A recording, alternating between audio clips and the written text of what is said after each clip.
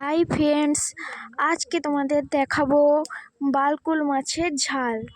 তার জন্য কি কি লাগছে মশলা তোমরা দেখে নাও।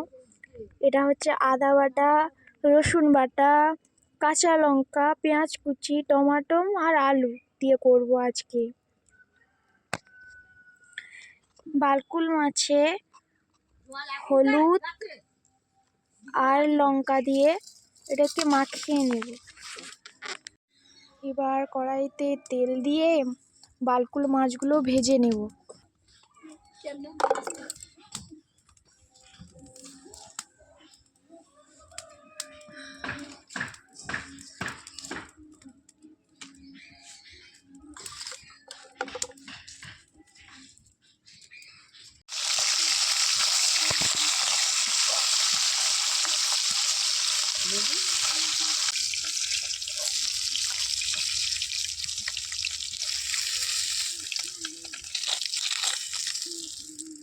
পেঁয়াজ দিয়ে দিলাম, তারপরে কাঁচা লঙ্কা,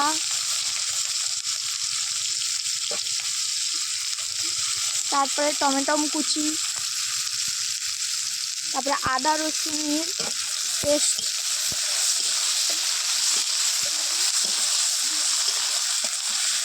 তারপরে আলু দিয়ে দিলাম।